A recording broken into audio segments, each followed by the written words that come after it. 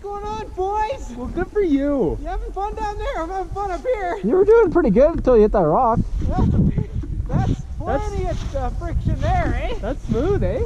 Hello! Today's video was going to be on the headlight delete kit for 2012 to 2017 Arctic Cat M8000s.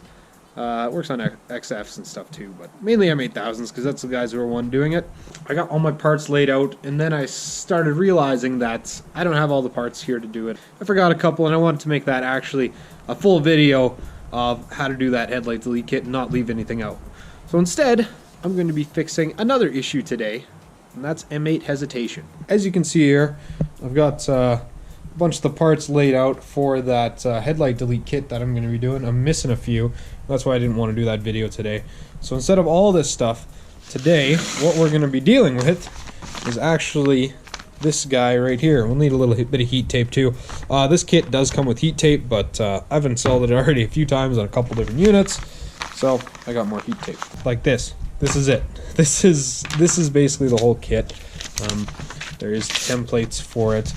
We need to relocate the sensor that is located on the upper intake of the M8 down into the airbox, and that's what this template is for.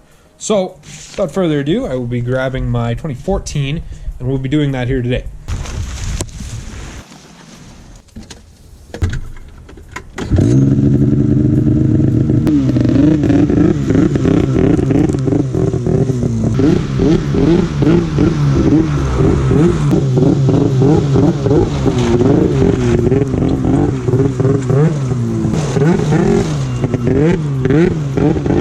Here it is, my 2014 M8. This thing is going to be undergoing a number of mods this year, and this is just the start of it. So we'll need to take off the hood and actually the exhaust too to do this, and a couple other things. But the guy that we're concerned about,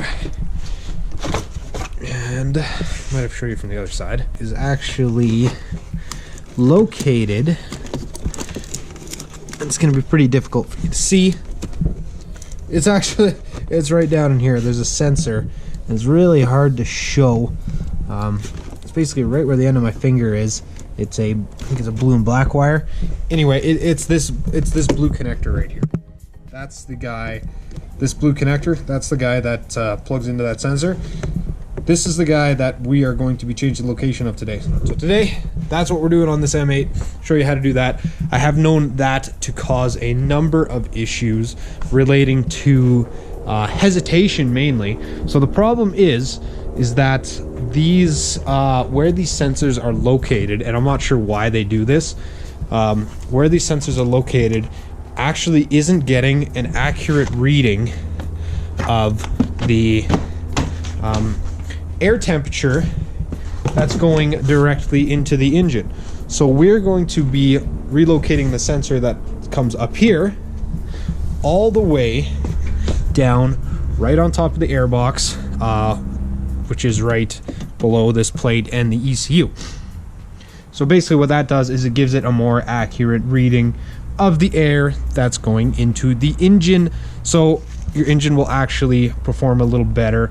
It'll get rid of that hesitation that you have when you are just getting onto the throttle from an idle. If you're trying to pull a hill or something like that, it cleans up that a whole bunch. V-force reads will help with that too, but we are going to just worry about that sensor here today. In doing this modification, this sensor modification relocation, we're going to be taking off our hood. Never done that. Remove your goggle bag, reach in here, grab the, what is it, like 16 pin harness or whatever it is. Go ahead and unplug that. Side panels come off. Then you're going to tackle your screws. This one here. This one here. 2 on the bottom. Same on this side. Here. And this one here. So at this point we have our hood off. Bird, shut up. Shut up! What we need to get at is actually beneath this cover, this heat guard, and beneath the engine control unit right there. So to do that, we actually do have to take off this exhaust, and it's only because of this one screw down here. If you can figure out a way to get down there and actually wiggle it out and get it back in, how about her? I just take the less than 2 minutes it takes to take off the exhaust, and I actually do have a special tool for it. Well, I got a special homemade tool for it. And this actually is my favorite spring puller tool to get this exhaust system off. But before we do that, we're going to pull our exhaust sensor right now. We're using one of these Ukrainian socket sets. I'll just go ahead and thread out the sensor. Have a little bit of silicone on them, and that's just to keep spring rattling from happening. They don't always do it, but this, I don't know, I bought the sled like this. I personally, I wouldn't do it, but hey, to each their own. And look how easy that comes off.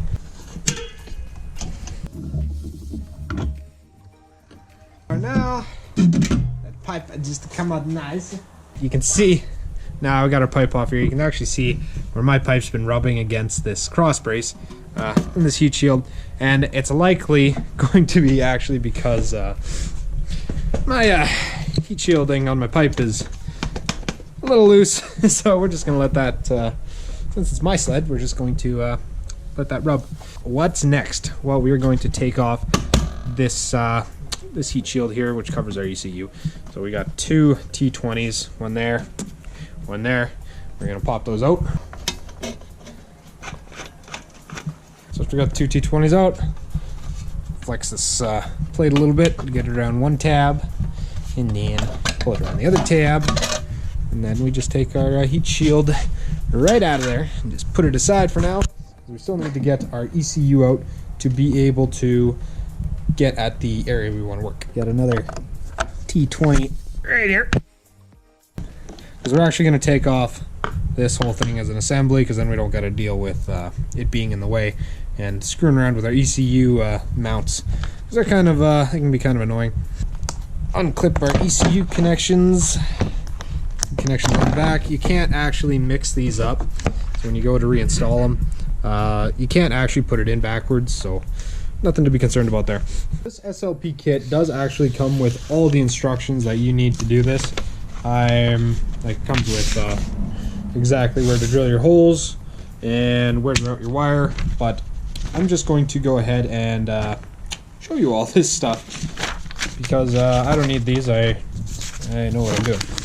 So it will come with this fancy stencil, and all you'll need to do is cut it out to the shape of the top of your airbox, and actually going like this, it'll actually tell you exactly where your sensor is going to go. You'll see these lines on the side of each side of it, and now what you're going to do with these lines is you're actually going to line them up with those two screws on each side, same on the other side. There's those two screws in there. Going to line them up together, and once you have those lined up, you will be able to figure out exactly where you're going to need to put that sensor. That this is exactly where they want that temp sensor to go now. Driver to mark out the locations on the plastic of the 3 holes I got to drill. And I can see my marks. It's dark. Sorry, I don't like doing this stuff in the dark. But anyway, I can see my marks. So I'm going to start with the 3/16.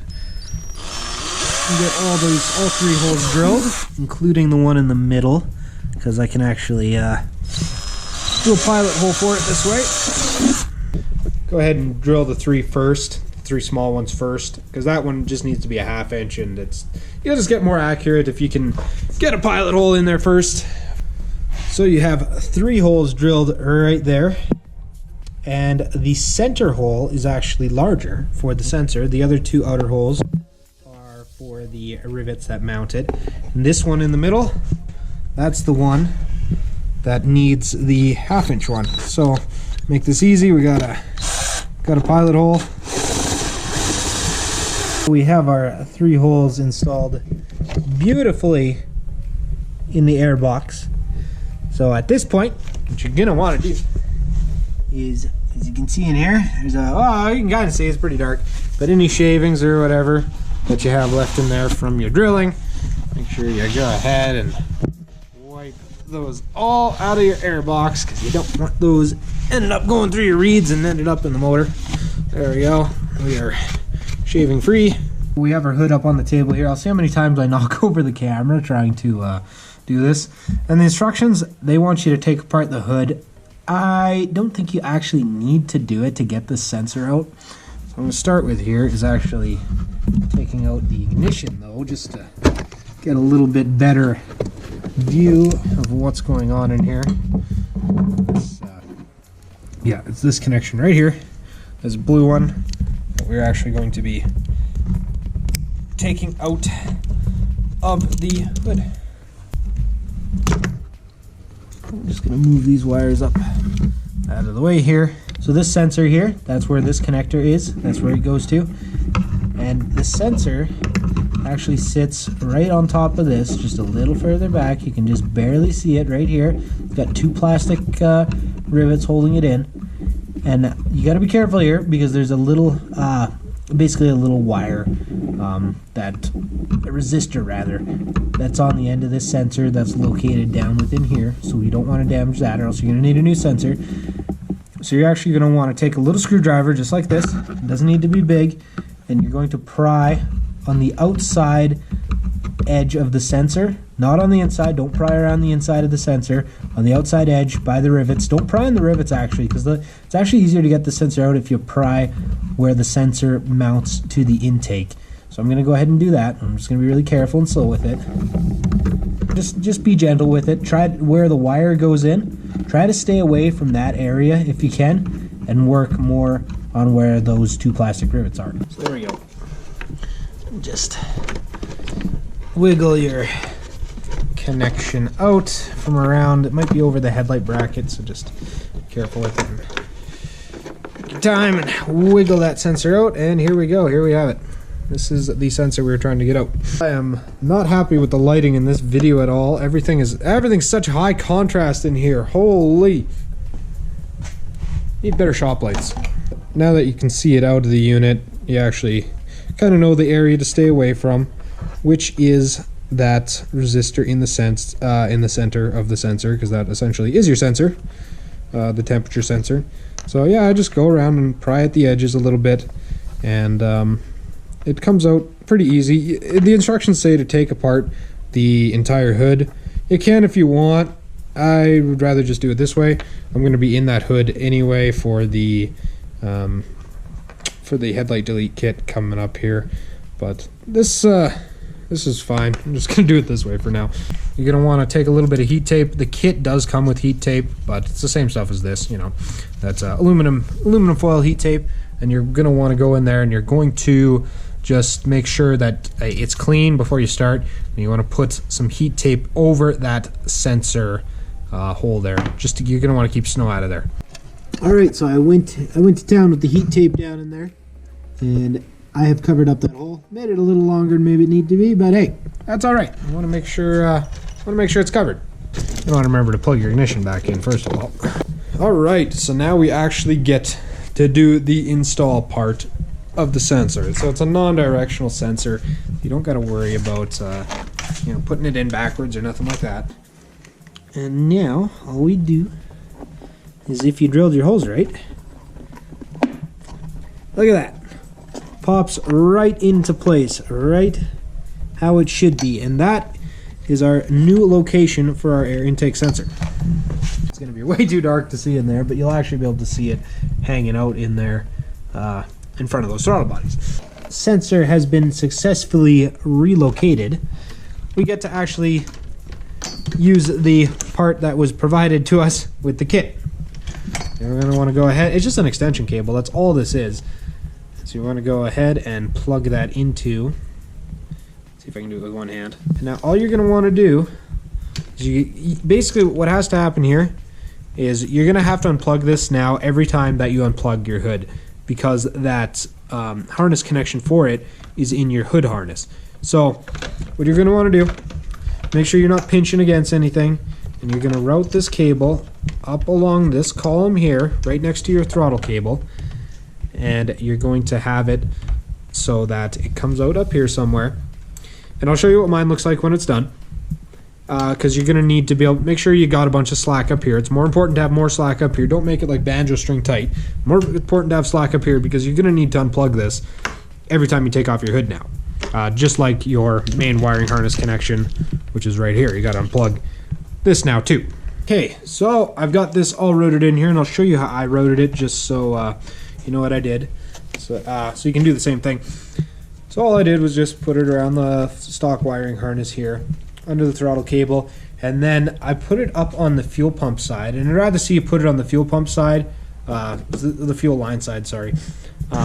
Just because then you're not interfering with the throttle cable. And the way these clips work for the throttle cable and the fuel line, you're actually not going to get any rubbing there. So that's all I did, was I just followed it up and made sure that I got a sufficient amount of slack up here, and I just tuck that inside my handlebar harness there. And that's pretty much it for having that installed. So what I'm going to do now is just throw the exhaust back on and the hood, and we're just going to fire it up, test it out, make sure we're not getting any codes or anything.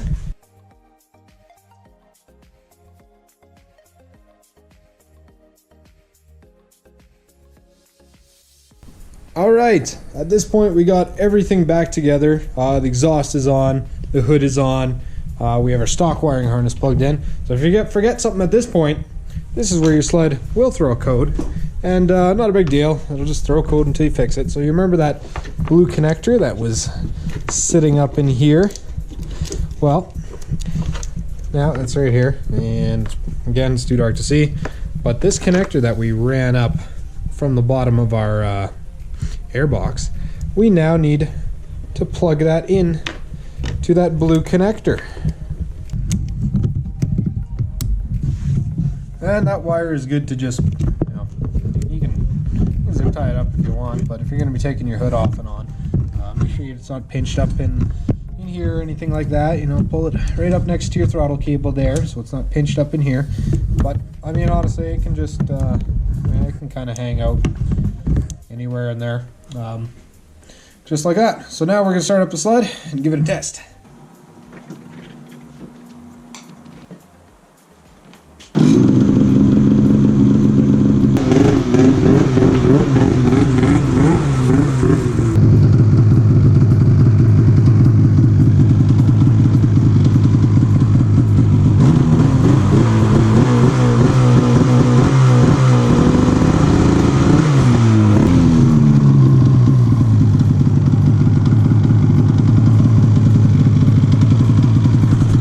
Thanks everybody for watching. Hopefully that helped fix you guys' issues a little bit. If you're having a little bit of hesitation, or even if you just want to do it, see if there is any hesitation there. I did it on my 17, and I definitely noticed a difference on that bottom end, just that takeoff. Thanks everybody for watching this video. If you like this video, make sure to subscribe to the channel, and my headlight delete video on this, it'll be coming up right away. So thanks everyone for watching. Yeah.